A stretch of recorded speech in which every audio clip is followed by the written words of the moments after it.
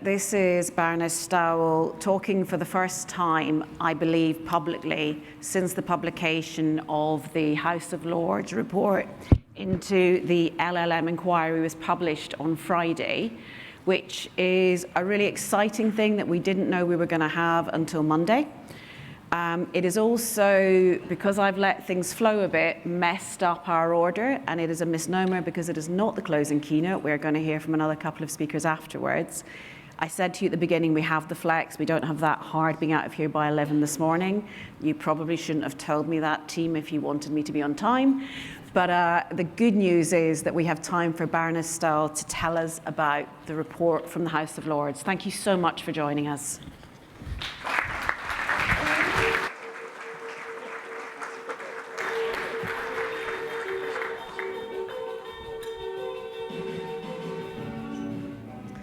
Thank you very much, Amanda, and thank you for inviting me here today and making space for me on the schedule. It's a real privilege, and I mean that, for me to be able to join you. I was sat there nervously waiting for you to ask Margaret what she thought about the Lords report, and wanted to know if her verdict on us was the same as what she'd said about the come out of the Commission. But anyway, I'm sure I'll find out what she has to say some other time.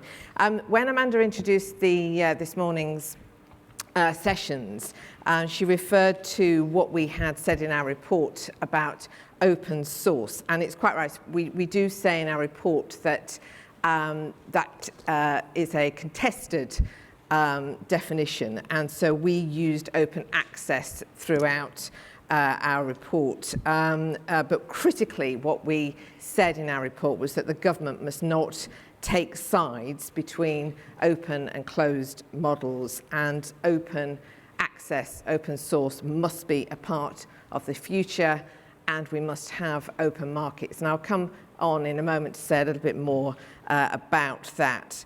But one of the things which has been great listening to the sessions that I have and the speakers that I have so far today is to see and hear people being happy and optimistic about technology, because in recent months that seems to have become increasingly rare in debates about technology and on debates on AI in particular.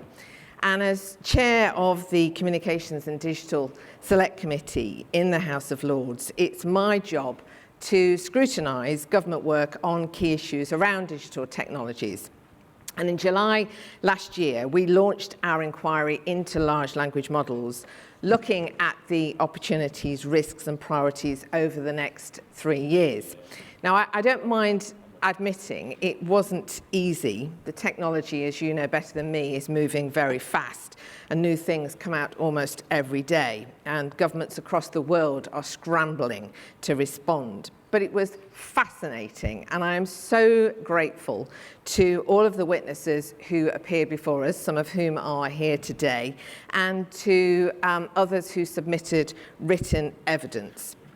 So as you've already heard, we published our report last Friday, and we discussed it with the Secretary of State for Science, Innovation and Technology, Michelle Donnellan, yesterday afternoon. And overall, we, the committee, are fundamentally optimistic about this new technology. And large language models, we know, could bring huge economic rewards and drive groundbreaking scientific insights. And the benefits, I'm afraid, are often getting lost amidst all of the talk of doom and gloom. Now, LLMs are going to introduce epoch-defining changes, and you've heard that already this morning from Neil Lawrence. So I don't think that is an exaggeration to talk about what difference this could make. But the evidence suggests that some of these seismic changes are already underway. And the businesses that will dominate this market will have unprecedented influence over the way we access information, the way we work, and how governments provide public services. The UK is well placed to be among the world leaders in responsible AI, and clearly I'm stood in a room today amongst people who are evidence of that. But we can only achieve that by being positive and ambitious. And that's a message to government, I think, more than to the people in this room. The UK can be a huge force for good in global conversations about responsible tech policy, but people will only listen to us if we have a thriving commercial sector that shows we can practice what we preach, and if we can attract and retain world-class AI experts to drive groundbreaking research, build startups, and design sensible and technically informed policies. So that means doubling down on what we do well, tackling near-term challenges quickly, and not getting distracted by far-off and improbable scenarios about a robot apocalypse. We did actually once have a robot, it was the robot artist called Ada, give evidence to our committee. We were the first committee in Parliament to have a robot in front of us. And I'm pleased to say I was not afraid for my life. In fact, she needed rebooting during the session. Anyway, open source technology is a key part of what UK businesses need to compete and thrive in this fast-growing market. And we have called for a government approach that focuses more on supporting commercial opportunities, academic research, and spin-outs.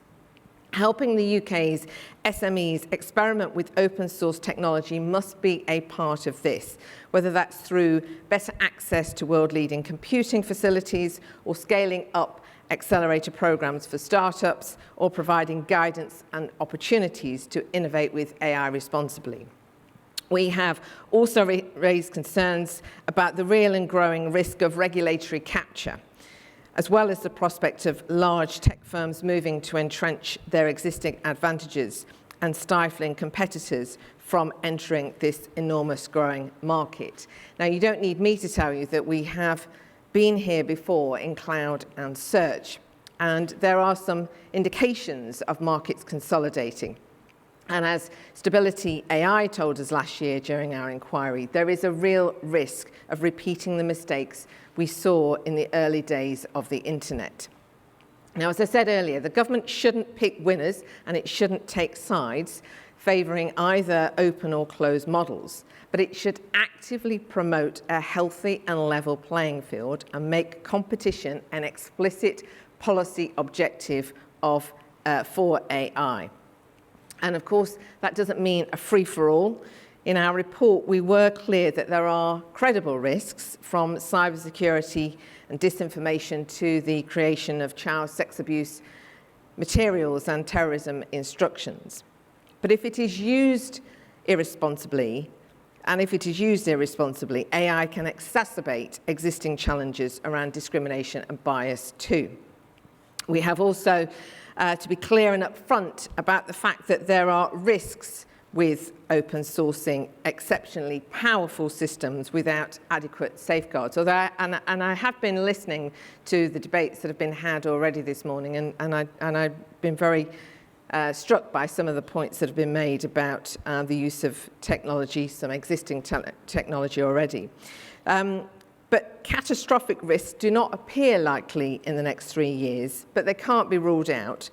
And the government's white paper, which this is their response to their own white paper, which they published yesterday, came to a similar conclusion as our report, that mandatory safety tests for some types of highly capable systems will be needed. Now, saying that, I know there are concerns from some in the open source community about new rules stifling smaller players. And it will be vital to ensure that any new rules are designed transparently and in ways that support rather than stifle innovation. It is also important to acknowledge that until the questions about risks and mitigations are addressed, the safety-first arguments from closed model developers will only appear stronger and more convincing to everyone who is already worried about AI. So we have to strike the right balance here. And that's why we, the committee, are calling on the government to scale up existing security protections and to develop formal accredited standards and auditing practices to help businesses adopt these new technologies with confidence. We don't need more mounds of red tape, but we do need clarity about what good looks like to help ensure we steer this technology in the right direction from the outset. And more support for regulators from the government is vital as well. Another key theme of our findings was about fairness. Plenty of tech firms have been playing fast and loose with copyright protections, and we're clear that that's not fair. Innovation doesn't have to come at the expense of things like copyright and paying creators for their works. Everyone else has had to play by the rules before now, and we see no reason why that should suddenly change. The UK creative industries rely on copyright, and the UK's regime is seen as gold standard across the world. And we should be proud of that, not ashamed. And for those concerned that payments for copyrighted content might create barriers for smaller players, what we are calling for is the government to invest in large, high-quality data sets for LLM training to incentivize both big and small players to use licensed content. Now, yesterday, the Secretary of State gave evidence to my committee and sought to reassure us that the government is working hard to address these points. And on copyright in particular, we felt, however, that there is still work to be done, and we're concerned that time's running out. But across the board, when it comes to the way forward on AI, we have all got a role to play here, just as Neil Lawrence argued earlier. Industry expertise is going to become increasingly important to getting the technical details of AI policy right and developing AI in responsible ways. But so is addressing something else which is very important to us as a committee, and that is the important issue of digital exclusion. We mustn't leave people behind. We have to bring everybody with us as technology develops. And I thought that what Neil Lawrence said earlier about, in the context of the Horizon episode, this is absolutely critical. We want this technology to be something that empowers people and allows them to be much more able to take control themselves and to play a part and have much more rewarding roles in their own workplaces or in their own communities. And I think that is something that I would urge you as a community to promote as a very powerful, positive message for the value of what it is that you are doing. So my overall message to the government, for sure, is that we need a better balance between opportunity and risks. So far, that balance hasn't felt quite right to me. The focus has been too much emphasis on safety and not enough on opportunity. And it's not a zero-sum game where there's one or the other. There has to be both. But I think this has to be opportunity and positivity first. LLMs can deliver huge value to our economy and society, and open source technologies are going to play a vital part of that. So I do think, as I say, we can and we must be more optimistic. Capturing those benefits requires us to address risks quickly and proportionately. But if we can get the balance right, we will be well placed to make sure that AI can work for all of us. So thank you again for inviting me to be here today. It's been a real privilege to be part of this discussion. Thank you. Very much. Really appreciate it. Thank you. So I've obviously let the timing go all over the place. Don't panic. It'll all be fine. You'll all be in the rooms before the other staff, and we are going to hear all the content. But can you join with me in thanking the Baroness? It is absolutely incredible to have you here.